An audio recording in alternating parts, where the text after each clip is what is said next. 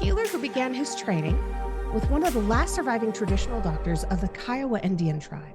He's absolutely fascinating. I've already enjoyed having a few minutes behind the scenes with him, but welcome to the show, Ben Ufana. Thank you, Amanda. Ben, I'm excited to talk to you. We were just talking about all the different places that you're going to be going coming up soon. Right now, you're in upstate New York, which is where my dad was originally from. So there's kind of a cool connection. And next up, you said you're heading to California, which is where I spent the last 14 years of my life before moving to Colorado. So we're kind of stomping on the same grounds here. It's pretty cool. And I graduated from college in Durango. Oh, very cool. Yes, Durango's a pretty cool area. Maybe I'll offend somebody by saying ski Fort Lewis and earn a degree in your spare time. I don't see anything offensive about that, honestly. That's pretty cool. So you originally wrote your book several years ago. You now have a blog that you primarily focus on. You've come a long way. You've learned so much. You're trained in martial arts. You've got all of this training in a medical background. What made you want to do all of this super cool stuff? From an early age, even like 3, 4 years old, and those days, our parents often used the television set as a babysitter. And when the cowboy and Indian movies were on and the natives were getting wiped out, I'd be screaming and throwing fits. And when the natives were getting the upper hand, it'd be like, get them. And even as I grew into adolescence and the fascination continued to grow, and hearing about the traditional native doctors, the medicine men and women, and being so fascinated, captivated by those accounts of those visionary experiences, and thinking to myself, like, at 14, if I'm ever given the opportunity, this is what I'm going to do with my life. By 17, I've taken off on my own, still in high school.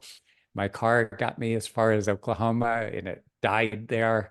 And a friend about my age saying to his father, hey, Dad, Ben wants to go into the peyote meetings. And so this elderly Kiowa man said, okay. And even though a few of the other native elders were resistant to it, and yet this elderly man, Jack, for some reason said, okay, sure.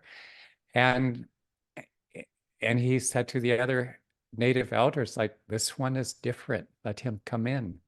And they deferred to him and his authority. And being in the peyote meetings with these native elders, and that's where I met my mentor, Horace Dolkai, who was one of the last surviving traditional doctors among the Kiowa tribe. I was so afraid that he would say, no, this only works for native people. But when I asked him if he would, I said, well, I want to learn to do what you're doing. And he says, what are you doing this weekend? Can you start fasting? And I'm still trembling. And he's like, yeah, sure. And he had fasted those 2 days and nights in the Wichita Mountains. That time he was just determining if I was serious.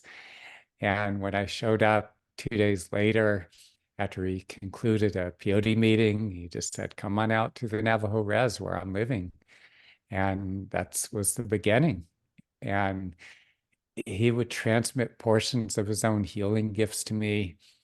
And a lot of these native doctors possess paranormal abilities. I mean, he would take physical objects like the end of a feather and physically project it into my body. I'd go into something akin to a seizure. And I'd feel that presence, that altered state. I was experiencing that presence in my body, and gradually had me, oh, yeah, going through the vision quest too. Typically 4 days and nights, no food and water, alone in the mountains or some other remote wilderness area to earn the right to work with these gifts of healing. And gradually, as that presence, that force began to take root in me, and he had me assisting him, working with some of his patients. I mean, one of the first times this elderly Navajo man, piece of heavy equipment had turned over on him. He's pinned underneath. It left him paralyzed from the waist down, and there were blood clots forming in his legs. And when he had me assisting, in this practice that the native doctors would use. This either they would take the end of a buffalo horn, or sometimes with their mouth, applying to the surface of the body, and through that suction. And when the blood clots came out of the back of this man's leg, and I was like, holy shit, it actually worked. I was in shock. And but I went back into college for 2 years. I needed time to reassemble my head. And people were gradually asking me to assist them, and they were describing feeling that tremendous force or that presence coming through me as I would work with them. So that's how that all began. My gosh. And you had kind of a rough childhood. So the fact that you're now able to do so much to help other people, it's it's got to change kind of your perspective on yourself, I'm sure. Totally. And there were the 2 years I was back in college. But as I began to work with people, it was like pouring hydrogen peroxide into an infected wound. And so what happened was, during that time, I found myself forming attachments to women who were themselves deeply wounded. And so either there was this dynamic of abandonment, unrequited love, or some of them, just not reciprocating my desire, or few that were abusive. And so it was triggering this extraordinary emotional pain. And so instinctively, I taught myself, first I'd gotten into psychotherapy, but I was gaining the cognitive understanding of why I was a wreck, but it wasn't actually healing the trauma, but that instinctual sense of diving into the depth of that pain. And sometimes the pain was so excruciating, I found myself consumed by it. But at a certain point, I could feel it breaking open and coming out of my body in waves. And there were these profound emanations of warmth beginning to emerge from within. Sometimes I had to stay with the pain for hours even. But at that point where it began to break open, the emanations would flow from within. And I could feel that it was beginning to break apart those holding patterns that were so deeply wired in, and in freeing me, breaking me out of these cycles of forming these, that traumatic bonding. It was starting to break that down, and gradually I began to attract healthier companions, for more meaningful, more deeply fulfilling relationships. Of course, this practice I described was very powerful, but it was also important for me to incorporate various therapeutic interventions. And there was a lot of, again, flailing blindly, not knowing quite what to do. So I was committed to discovering, it's like, okay, I recognized how wounded I was. And it's like, this is totally unacceptable. I cannot continue to live like this. What does it take to heal these traumatic wounds? And so beginning to explore quite a few therapeutic interventions. Some were not that effective. I let them go. I was thorough. I would test them out for weeks, for months, to determine what was truly effective. The interventions I found to be most effective were, say, deep tissue body work. And that's something that most of us have access to in any part of the United States, in Canada, North America, in much of Europe, even in parts of Asia. So if you're going through struggles like this, whether in your relationships or even just however you're struggling in your life, deep tissue body work is a critically important intervention, because a lot of the emotion, a lot of the impressions of those lived experiences live trapped in our bodies. When we can make use of this intervention, very important to help us become more embodied and to bring this emotion up because we need to digest the lived experience and our subsequent emotional responses to that. And so the deep tissue body work helps to dislodge it from where it's trapped in our bodies. The other two interventions is in various cultures around the world, there are these traditions of where you have these individuals that possess various gifts of healing. And I want to make a very critically important distinction here because in the whole new agey thing when it came into being in the 80s, and it trivialized all these ancient spiritual traditions. And one primary example of this, you have people going through 3 weekend workshops, assuming the title of master healer. Can I use a little bit of language here? Yes, I can mark it. It's absolute bullshit. It's like, think about it.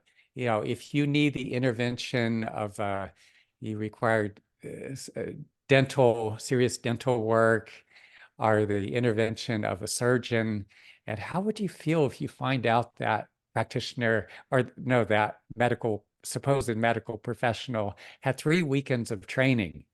Wouldn't inspire much confidence. And similarly, okay, if you are following that traditional medical route of allopathic medicine, it involves the years of undergraduate plus medical school that could easily be 8 years of training plus residency, internship. There's a lot involved.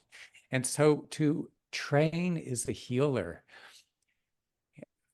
here, for example, my mentor, years of training, but he would transmit portions of his own healing gifts, and then I would have to undergo the vision quest those 4 days and nights in order to earn the right to work with these gifts of healing. And I've gone dozens of times, not saying this to impress anyone, but October was my 60th time to go through this vision quest. And it's training in these disciplines that go back thousands of years. It's a lifetime of training. And there are other traditions like you find in Indonesia and Malaysia and the Philippines and different parts of Africa, Central South America. And so it's a very long, intensive discipline training that you go through. And usually it's not something you can get through a workshop. It's you apprentice with these traditional doctor healers, and it's many years of intensive training with your mentor and ongoing beyond that. And there's a difference too, also, what they call energy work, which is the lowest level. It's like preschool, kindergarten, whereas the indigenous healers all work as conduits. I mean, literally, we are conduits for other forces or beings that work at very high levels. I mean, actually going in, say, for instance, I work with a lot of people with histories of childhood emotional, physical, sexual trauma, sometimes wartime or combat experience, and what they refer to as the chakras, the layers of the aura. Those could be grossly damaged or disfigured. They fail to develop. You have individuals who are hugely dissociated. They just don't root firmly into their bodies. Much of their soul or spirit doesn't inhabit the bodies all to a significant degree. And the damage or disfigurement in the subtle bodies, the chakras, the layers of the aura, also reflect the fact that the organs and systems are just not functioning at all that great of a level, and the dysfunction as far as the biochemical imbalance of the brain and the distortion within the development of the neural structure within the brain. And so I'll see people where they just do what's referred to as energy work, and there's not that much difference. There's still that disfigurement in the subtle bodies. There's still holding all that highly charged, intrusive memory, impressions, the emotions. And And I'm saying this from a place of compassion too, because we need to increase the standard of credibility. You know, we're not playing here. We're dealing with individuals who are severely wounded by these deeply traumatic experiences. And when people do this low level, you know, energy work and these wounds are not healing, we need to bring up the standard of credibility and the level of work. You know, what is found among the indigenous healers in these traditions, as I said, among the Native Americans and in places like Indonesia, Malaysia, the Philippines. You find highly developed healers in places like Brazil and some other parts of the world as well. And so my desire in saying this is that people will seek out the healers that possess this level of competence and even go beyond to train with these individuals, because I can only work with so many individuals. My sessions are pretty lengthy, 3 hours in length. And so the in-person one-on-one sessions. And so I want to see this wounding heal, and even also on the physical level, where people are dealing with digestive issues like colitis and Crohn's disease or heart disease or stroke. I have Crohn's disease. You do? I do. Wow. So Yeah. what would you do for being able to help somebody like me if you and I were in the same city, if we had the opportunity to work together? Again, I work as a conduit, allowing this presence to work through me. And some people describe feeling this regenerative process as these beings, this presence works through me to go into the body to do reparative work within the digestive tract, or say if I'm working with someone who has suffered a stroke or suffering as a result of a traumatic brain injury because they were in a serious automobile accident.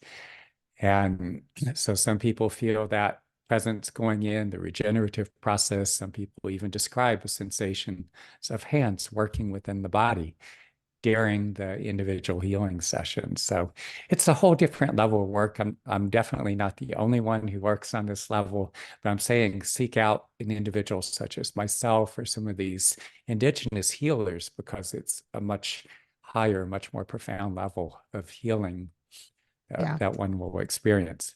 And there's so many of us that Western medicine has completely failed. Mm-hmm. You know, we are looking for help and answers and healing in ways that traditional medicine here in the US has not been able to provide in any way. You know, True. they give us medications, slap a band-aid on it and say, okay, you're on your way. We need people like you that actually know how to do the work. We don't need people that, like you said, have been through a weekend seminar and now rent out their time by the half hour. Right. Yeah. And there are the fact that modern Western medicine has made significant contributions, because we also want to take into consideration that Native Americans, for instance, were decimated by infectious diseases such as cholera, smallpox, measles, tribes that were numbering in, say 20, 30,000 or more people. By the 1880s, 90s, maybe there might be 1,000 or even under 100 survivors, going from the 20, 30,000s down to, just a very small number of survivors. And it's very sad. It's the disease killed far more than the warfare, where the United States was systematically sending its armies tribe by tribe against, and there were these massacres, and they were just, killing everybody that they could, the warriors as well as elderly, the women, even infants. It was genocide that was taking place. Absolutely. And they were so often misportrayed in the old movies and stuff that we grew up watching. Yes, very much so. Yeah. So I want to touch on the Vision Quest thing for just a moment. You've done a lot of Vision Quests. Yes. I know that You had previously answered some of my questions and stuff before we ever got into the recording stuff. Yeah, You had mentioned in some of the writing that going through your first vision quest brought up a lot of traumatic experiences for you. Do it you did. still have that now? Does that still happen? It does. We go through these experiences, these traumatic events of one form or another, and often repeatedly over the course of our lives. I would say the worst of it has pretty much cleared up. And but there are elements or traces of it that continue to surface. And even to do this work at this time in history, there are a lot of people that say they want to heal, and yet they're not necessarily willing to do what it takes. They want someone to come in and wave the magic wand. And yet there is a tremendous amount of work involved in healing. And say someone comes to me, for instance, they just want the physical discomfort, their condition to be magically resolved. And on the emotional level, we internalize these traumatic, deeply wounding experiences. We experience emotional responses that arise in relation to those traumatic events, and they're held within the body. And so as I work with people, I also teach this series of meditation practices that I developed, wherein I'll describe the practice. You bring whatever event, challenge you're facing to the forefront of your awareness, acknowledge those experiences, the individuals involved, and you're doing this with your eyes closed. And what do you feel in response to it? What emotions? Sadness, anger, grief, fear, whatever, anxiety. And where are these feelings situated in your body? And bring your awareness into the depth of these feelings and sensations, breathing very softly, deeply, all the way down to your abdomen, expanding your rib cage. You stay present with these feelings and emotions, following them as they go through their progression. Now, some people, not understanding the healing process, they just want the emotions to be taken away. And also, they don't understand that it is a process. It's an ongoing process. Like we have this model of medicine, take these medications or go through this intervention, have something surgically removed, and you just go on living as are existing. And yet, again, not understanding that it's a process. And so it's sometimes there's resistance. Some people can be flaky. Some people can even be assholes about when things are coming up and they don't want to deal with it, or they think they're expecting some instantaneous miraculous cure, but they're not willing to do the work. And so it's like, oh, this is a process I'm not willing to, they don't want to invest. They could spend thousands of dollars and they eventually will, going through these expensive medical interventions that cost them the thousands and all the inconvenience, and their bodies not blowing up on them or not functioning. But it's like, okay, to undergo a series of 10 sessions.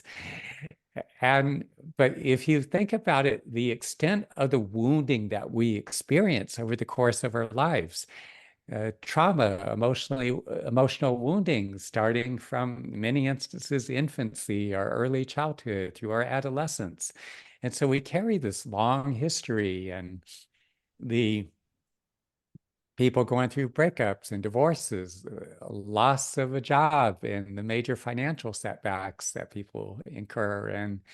And so because of that, we carry years, decades of this in our bodies. And so people need to understand it's a process. There are times where, say, within 3 sessions or 5 sessions, I've had people bounce back after a devastating breakup or divorce, or maybe with colitis, for instance, ulcerative colitis, in 5 or 6 sessions, profound healing take place and they're no longer in pain or passing blood in their stools. And yet the roots of this emotional wounding or the physical manifestation within the body may show significant resolution in as few as 5 or 6 sessions, and yet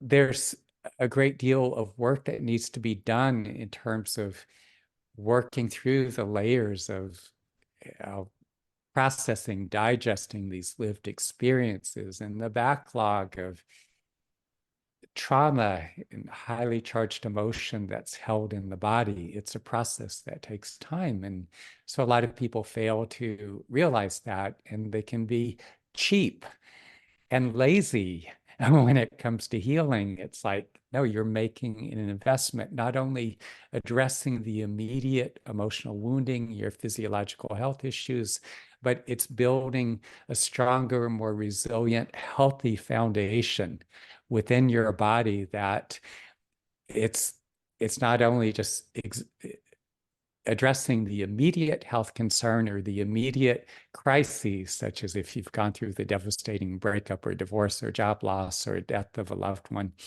but it's investing in your ongoing health so that you stay more youthful, vibrant, and relevant, vital as the years and decades are going by. I think that is a beautiful thing. And you're right. So many people, they want that magic fix. They want that magic wand. They want somebody else to do the work. They're not ready to do the work themselves. But when people are ready to do the work, how do they reach out to you to start checking into it? The best way is to go to my website, benufana.com, BENOOFANA. So benufana.com is the best way to reach me. There is a free ebook if someone out there, if you're going through a breakup or a divorce, it's gettingoveryourbreakup.com. You could download that. Also, you could schedule a free call and just go to refiningrelationships.com. That's relationships plural, so refiningrelationships.com. But mainly, the main resource, there's many articles, there's videos, there's tremendous resources on my website, just benufana.com. That's the best way to reach me. And that's where your blog is too. So definitely that's where my blog, and there's a contact page with a form where you could message me, and there's a phone number on there to my Google Voice number. So yeah, and you could sign up for my weekly insights. There's some issues with Google and Yahoo, the email providers, and I'm having to get that sorted out right now, but hopefully all that will be sorted out and up and running quickly. So it's time for my last question. It's always my favorite question because the answer can change depending on how your day has gone. Yeah. But what is one thing that you truly love about yourself that's not related to your physical appearance? Wow. I think the thing I would love most about myself is that commitment, that determination to continue to heal and grow and evolve. And it's something that I sometimes struggle with. I see in other people is this thing of just wanting to get comfortable. But the thing is, you cannot sit very long. This notion of like, okay, I'm cool now. That's resolved, because they're no longer in crises, because you cannot sit still for very long without sliding into stagnation. If you've enjoyed tonight's episode, please make sure you check out the episode description. You'll find links there on how you can learn more about this guest, links to connect with them on social media, and how to support the podcast. Remember, I don't get paid to do this. My boss is a bit tight-fisted, but I can say that. I work for myself.